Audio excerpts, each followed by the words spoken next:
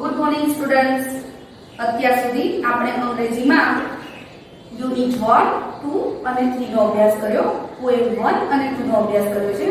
આજે આપણે unit 4 a wonderful creation વિશે અભ્યાસ કરવાનો છે. તો વિદ્યાર્થી મિત્રો, વન્ડરફુલ એટલે અદ્ભુત, ક્રિએશન એટલે સર્જન. આપણા પાઠનું નામ છે વન્ડરફુલ ક્રિએશન એટલે અદ્ભુત સર્જન. તો આ પાઠની અંદર આપણા બે મેઇન કેરેક્ટર છે, the good lord and Angel. Lord એટલે ભગવાન માટે શબ્દ વાપરવામાં આવ્યો છે અહીં, અને એન્જલ એટલે દેવદૂત. ભગવાને એક એવું અદ્ભુત સર્જન કર્યું છે. ભગવાન દરેક જગ્યાએ પહોંચી નથી શકતા અને એટલા માટે એમણે માની કૃતિનું સર્જન કર્યું છે. અને એ માની કૃતિનું સર્જન કરવા માટે ભગવાન પોતે was extremely busy that day, એટલે અત્યંત વ્યસ્ત હતા, ખૂબ જ વ્યસ્ત હતા. અને ત્યારે એન્જલ અપિયર એટલે દેવદૂત એ પોતે ત્યાં દર્શન આપે છે, દેખાય છે.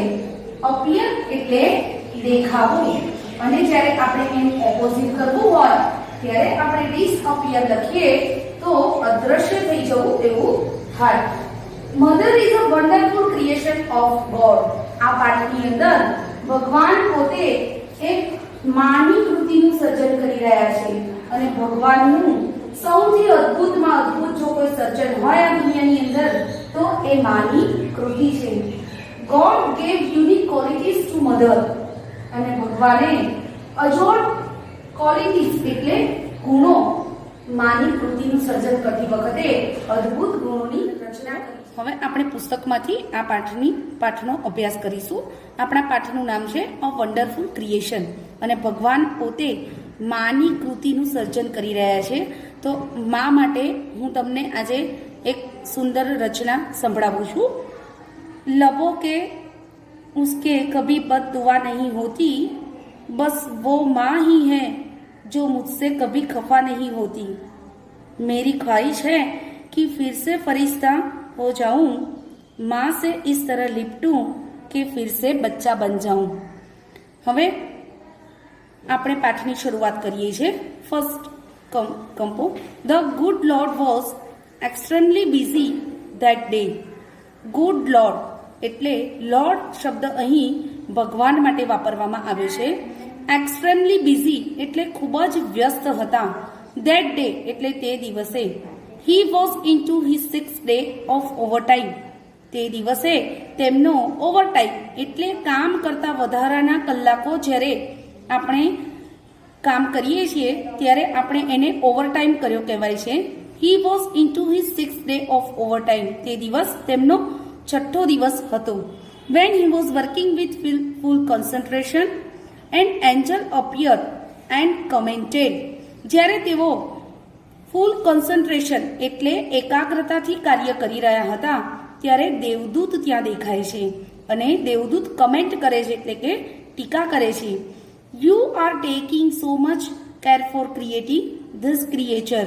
તમે આ ક્રિએચર એટલે પ્રાણી, આ કૃતિનું સર્જન કરવામાં તમે ખૂબ જ વધારે કાળજી લઈ રહ્યા છો. Next paragraph. That's true said the Lord. ત્યારે ભગવાન સામે પ્રત્યુત્તર આપે છે કે તે સાચું છે. Do you want to know the details.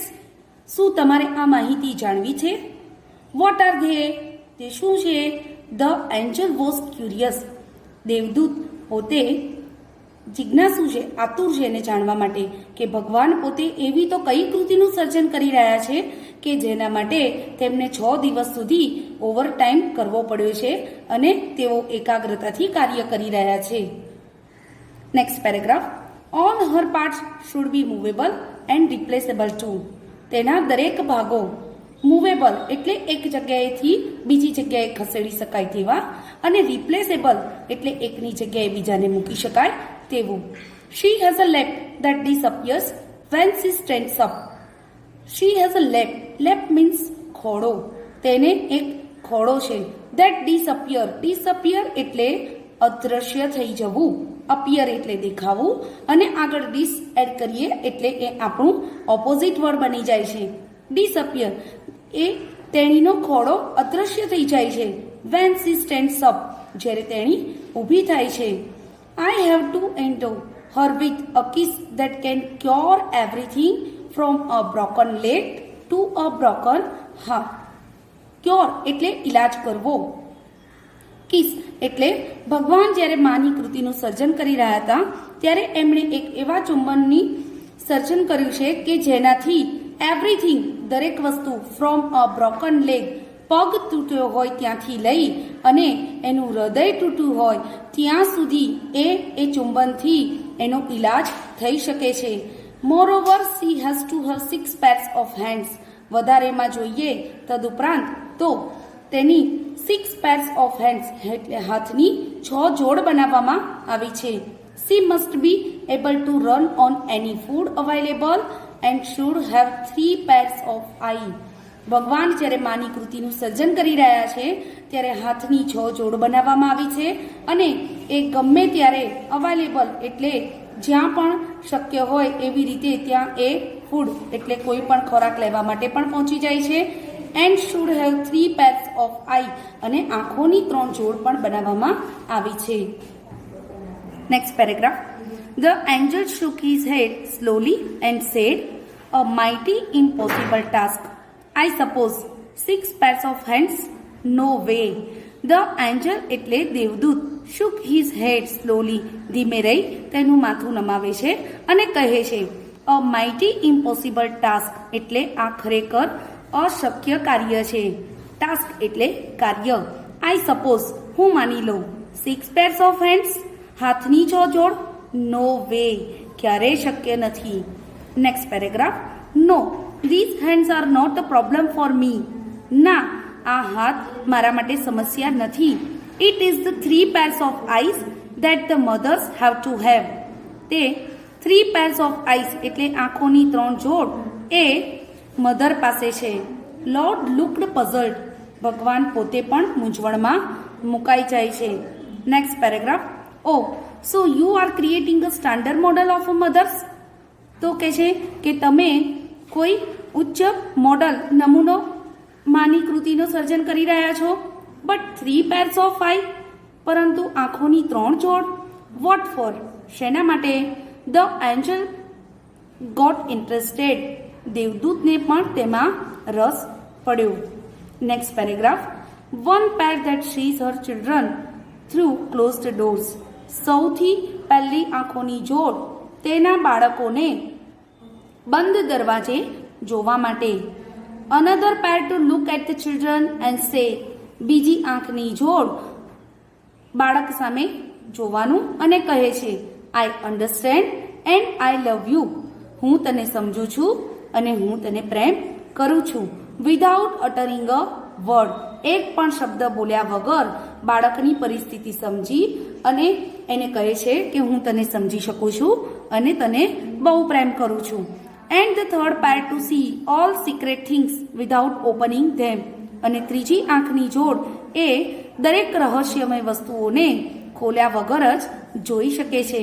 એટલે ઉદાહરણ તરીકે તમને કહું તો કોઈ બાળક જ્યારે ક્યાંય બહારથી ઘરે આવે છે ત્યારે એ કશું જ પોતાની માને નથી કહેતો તો પણ એની માને એ ખબર પડી જાય છે કે આજે મારા બાળકને શું તકલીફ થઈ છે, કંઈ સમસ્યા નડી રહી છે અને એટલા માટે મારું બાળક મૂંઝવણમાં છે. તો એ કશું નથી કહેતો તો પણ એક માં જ એવી વ્યક્તિ છે કે જે તેને સારી રીતે સમજી શકે છે. Next paragraph. Lord requested the angel, please go to bed. Do not take so much trouble in a single day.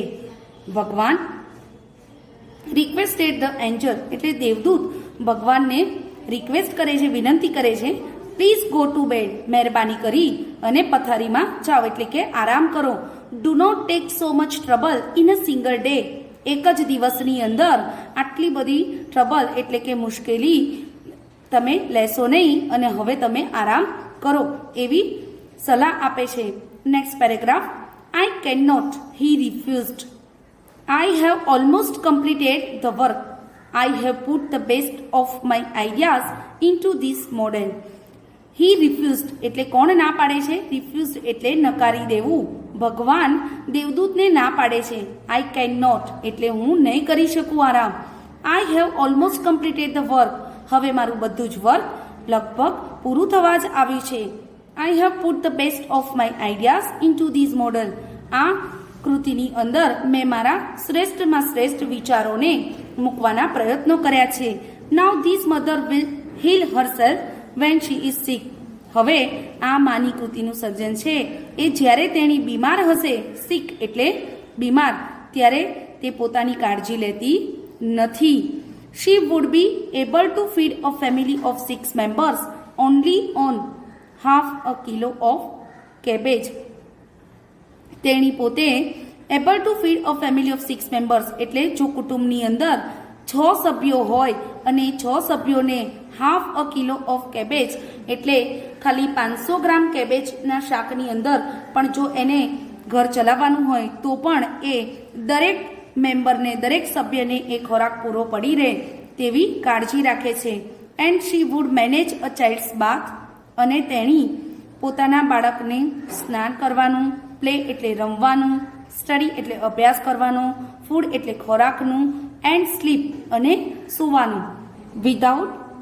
Without gating irritated એટલે ઇરિટેટ થવું એટલે ચીડાવવું. સહેજ પણ ચીડાયા વગર તે પોતાના નાના બાળકને સ્નાન કરવાનું, નહાવાનું, અભ્યાસનું, ખાવાનું અને સૂવાનું બધું જ ધ્યાન રાખી શકે છે. Next paragraph. The angel went round the model of the mother very slowly. દેવદૂત હતા તે પોતે આ માની કૃતિનું જે સર્જન કર્યું હતું તેને ધીમે ધીમે તેના ફરતે ગોળ ફરે છે. હી ટચ ઇટ તે તેને સ્પર્શ કરે છે. And say it's two soft અને કહે છે કે આ તે ખૂબ જ કોમળ છે. બટ વેરી ટફ પરંતુ સખત પણ છે. સેડ ધ લોર્ડ એક્સાઇટેડ ભગવાન પોતે ઉત્સાહી થઈ અને કહે છે કે તે સખત પણ છે. You can not imagine what this mother can do and endure. તમે કલ્પના પણ નહીં કરી શકો કે આ માં એ કઈ કઈ વસ્તુઓને એન્ડ્યોર એટલે સહન કરી શકે છે.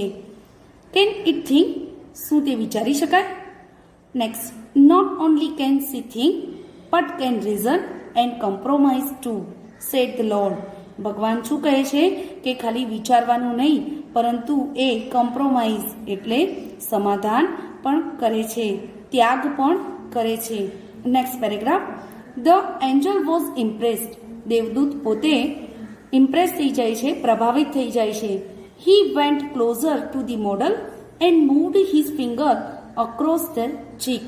તેઓ આ કૃતિની નજીક જાય છે અને તેના ગાલને તેમની આંગળીઓથી સ્પર્શ કરે છે.